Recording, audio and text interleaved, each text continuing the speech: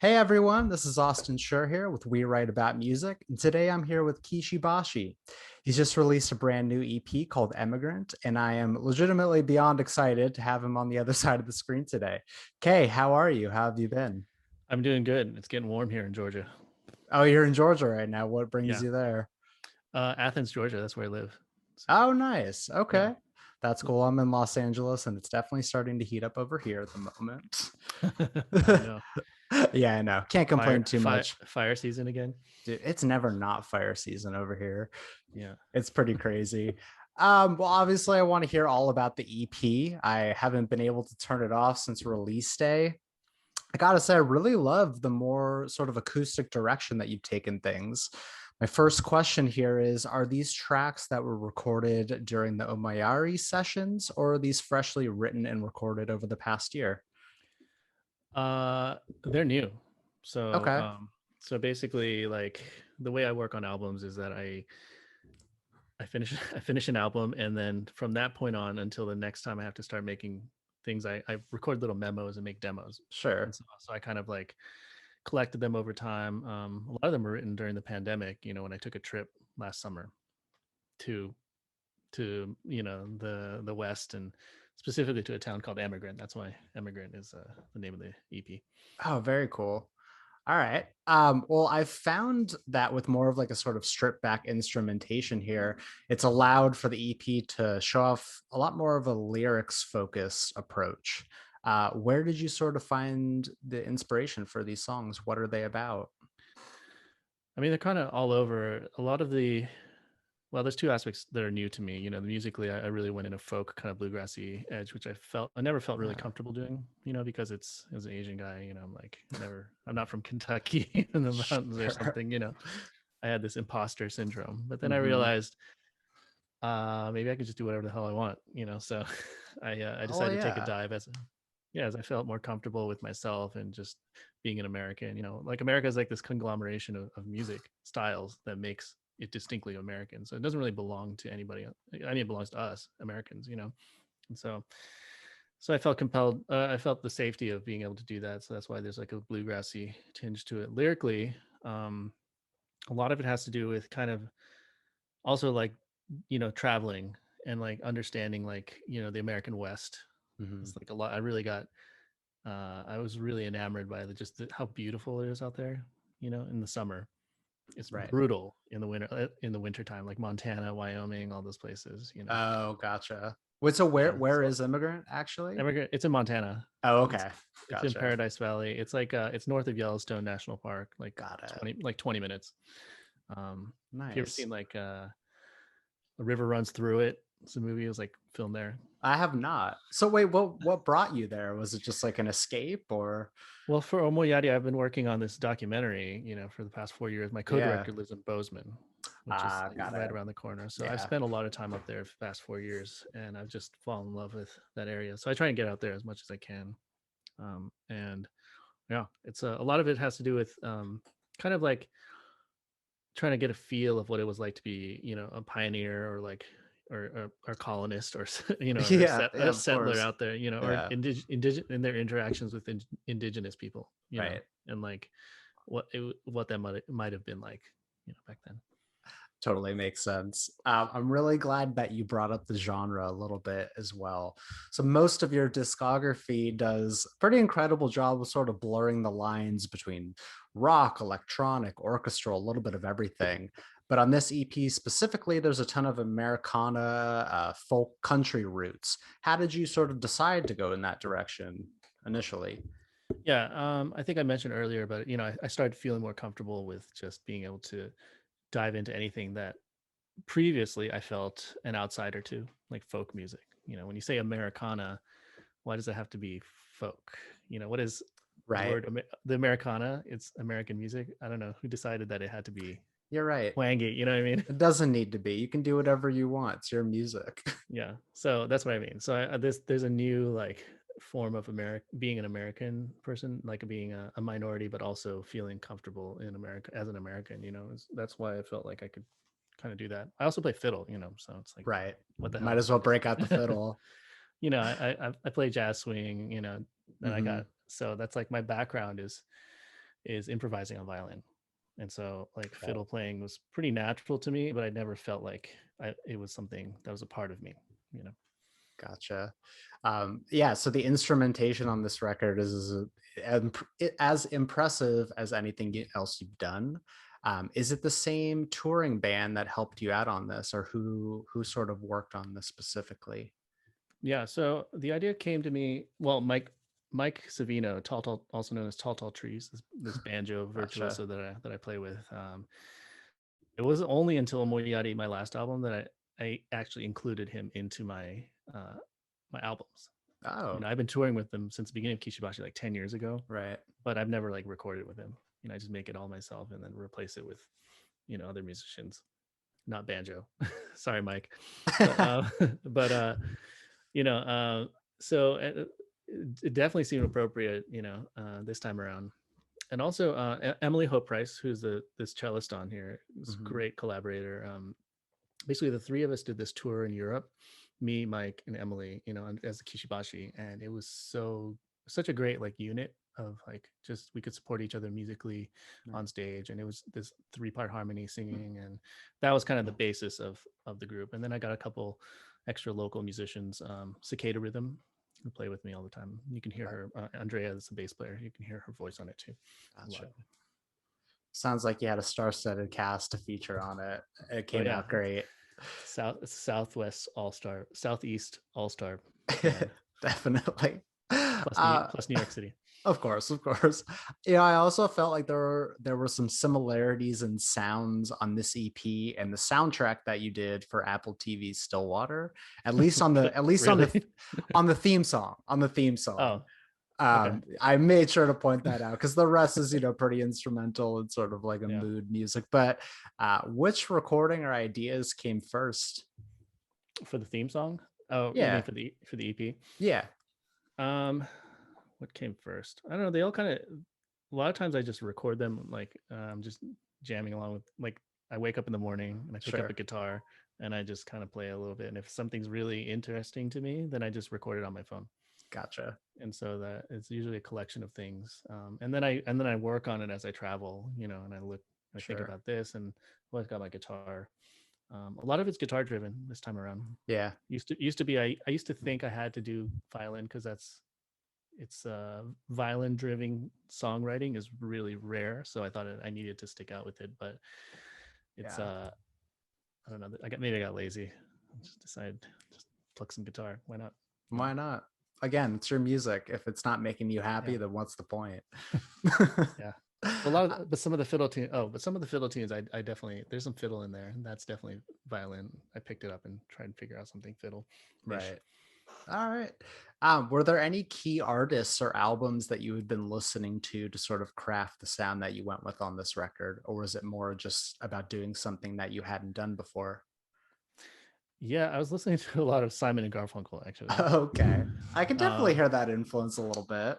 yeah, I wanted to sound like from the '60s. Mm-hmm. It ended up sounding more like the '70s for some reason, but you know, I just love. This is what I realized is that Simon and Garfunkel, like you know, they have like they might have drums, but they're so low, you Right. know, in the mix. So it's almost like an acoustic, you know, yeah, it's acoustic, but it's got like drums, you know. And so like I that's get the kind that. of I didn't want to put drums on on the album. If there's a little bit of percussion, it's just a little bit, you know. Just to I kind wanted of to, wrap up the entire sound. I get that. yeah. So this doesn't necessarily need to be tied to this EP specifically, but I'd love to talk about your process a little bit.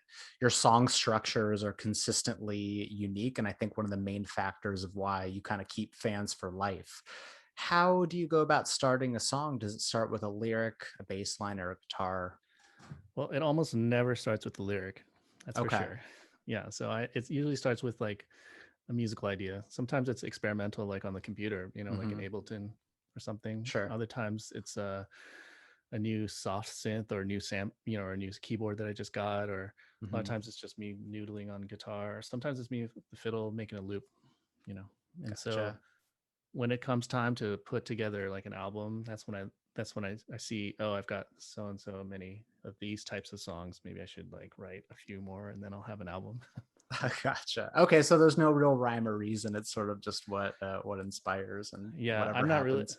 I'm not really good at like conceptualizing music. I'm so picky Sure. with the output, you know, that Okay. I just get stressed out about like trying to make something that's conceptually strong and also musically good. That's like that terrifies me. I think that's definitely got to be the priority. But I mean, your music as a whole does have a cohesive sound to it. So you know it's your song. You know what I mean? Thanks. Yeah, I I guess. just from an outsider's perspective. Yeah, it's something I always struggle with, but I also I make sure to leave a lot of time, you know. So Sure.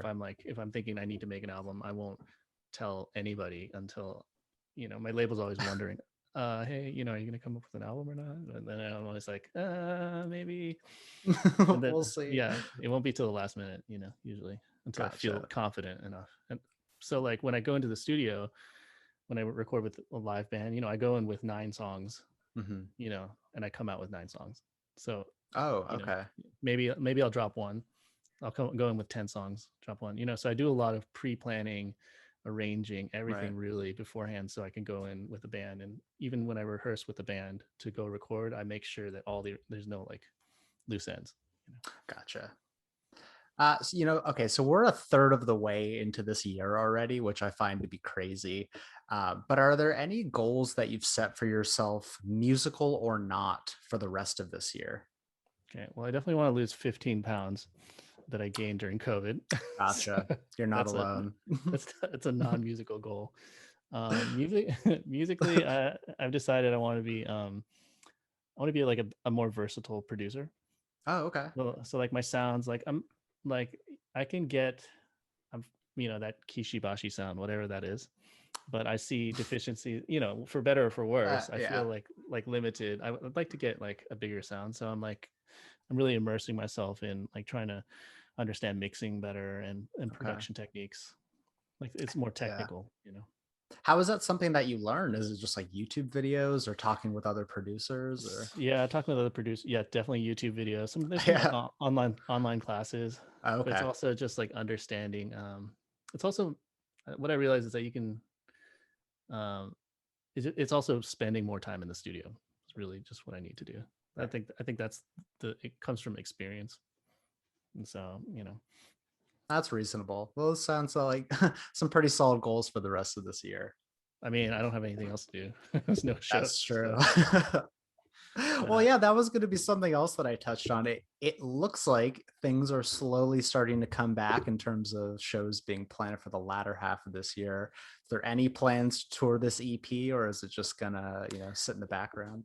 uh, well, I'm gonna do one live stream next Okay, month, I think, and with Emily and Mike, you know, play the album, gotcha. the EP down.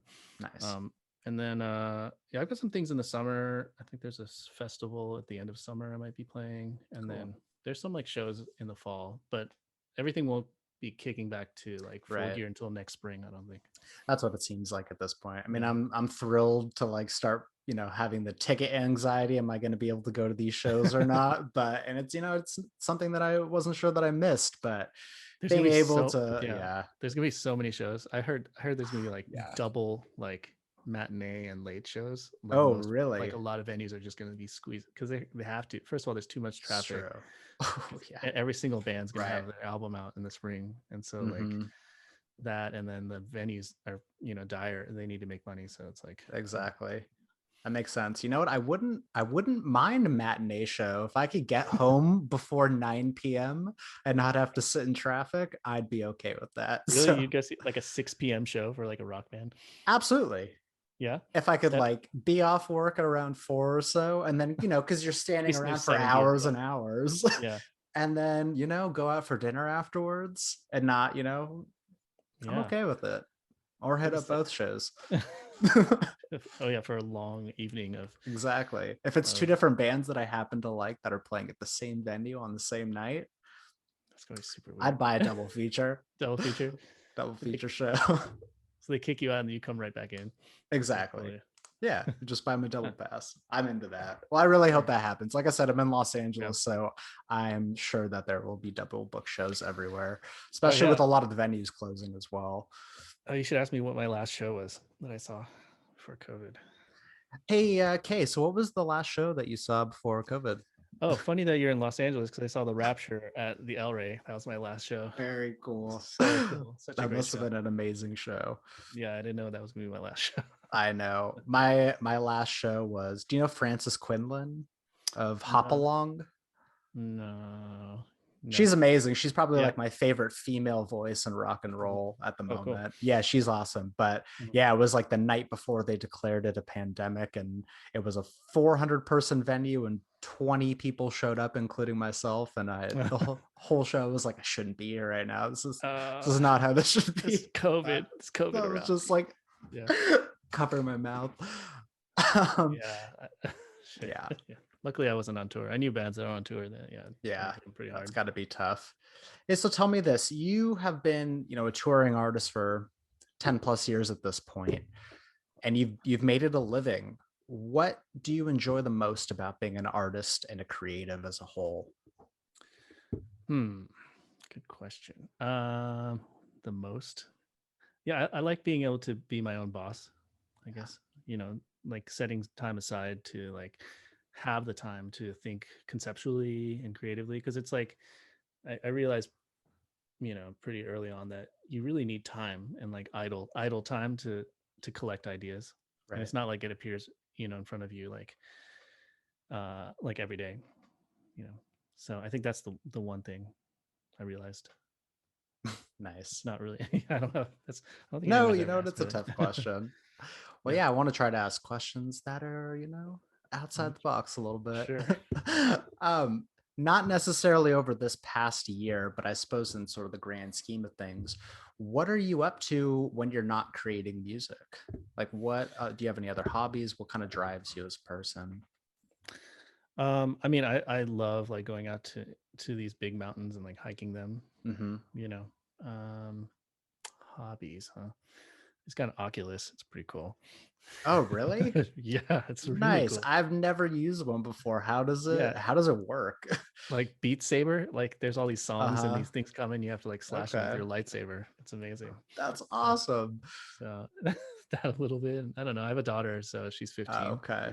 So I spend a lot of time trying to connect with her.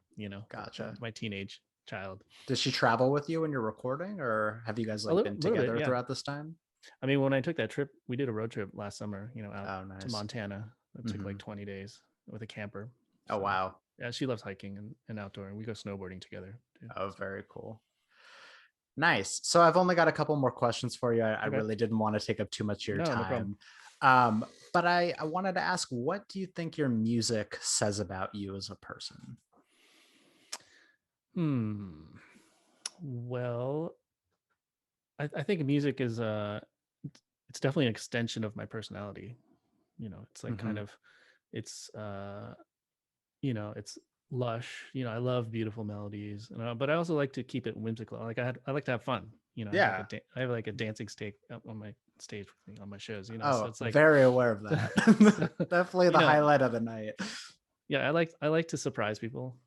You know, Sure. even in conversation or whatever. So it's like I think yeah, it should represent me. So I think like when I was looking into a lot of like darker social justice and like historical things with a lot covered in the Omoiyari, Hmm. about like racial injustice and stuff like that. It's like, yeah, you could go to town on like how dark you want to be about this stuff, but you could also like talk about healing and Yeah. positive things and like how you can connect with people, because that's what I'm about. I don't complain all day long. You know what I mean? Sure. I complain every once in a while, and then I try and stay positive and encourage other people to stay positive, and so No, I think that's the right mindset to have. You're not really accomplishing too much when you're upset all day. It is about staying positive and you're also trying transmitting to a lot of negative negative energy. right, that too. Yeah, That's definitely a concern. yeah. So as your discography continues to grow and you put out more albums and EPs and isolated singles, whatever it may be, how are you going to sort of craft set lists? What goes into a set list and what gets taken off to be added new? Like in a show. Yeah, Yeah, so like I like to treat, okay, there's bands that go out there and then they don't tell, they do whatever song or somebody decides, and then that they sure. tape that on the stage floor, and then they just go through it. Yeah. and it's different, and people like that about a band, Hmm. especially like jam bands or something. Oh, right. Right. But for me, it's uh, I like to think of it like a Broadway show. Like you're going to see a show. So Oh, yeah. there's an introduction, and then Hmm. there's like this, and then there's like a little moment here, and then like, and for me, like a lot, I always include like a solo section where it's just Hmm. featured. The band leaves, Right. go get a drink, I don't know, whatever, and then it's just me and the audience doing solo things, like a couple, like looping, doing Yeah, something like that, talking about this and that, and then the band comes back, and then it's like party time, usually with of dancing course. steak. Sometimes, almost always comes out, and then Of confetti course. cannons, boom. And then before that usually happens, I always say like, "Hey, we got an encore, so if you don't clap, it's not going to happen." And then we do the big thing, and then we usually go out into the audience and do acoustic, like in the round, Right. which we've been doing, which and that's pretty much like, I hate to say formula, but it's people really enjoy that, that kind of like this kind of wave, and then a Sure. calming. But then I'll mix the songs, I'll mix up the songs, so I do things differently, with different songs here and there. But um, I think crafting it. Oh, and the other thing I like to do is basically, I like when I start a tour, like in this city, by the end I like to keep the set list the same, Okay. so that it's just like, um, so that we're always perfecting our show, Got that. like getting better, tighter, and and then leave little places for like improvisation and Hmm. like banter and stuff like that. But otherwise, Right. it's like I like to think of I like to get in the groove of like the show. You It know, is 100% a Broadway performance. Of all the friends that I've brought to your shows in past years, steak is always, the number one thing that they talk about, yeah, but also the sort of intimacy of coming into an audience, and because no one's ever really expecting it.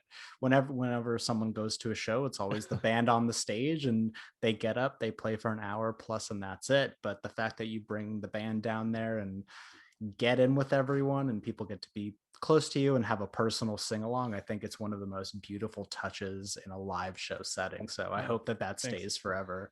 Yeah. Well, now they expect it, so it's definitely gonna Yeah, stay. well, there's always first time people that are at your shows, so Yeah, they may not be there, but they may have heard about it.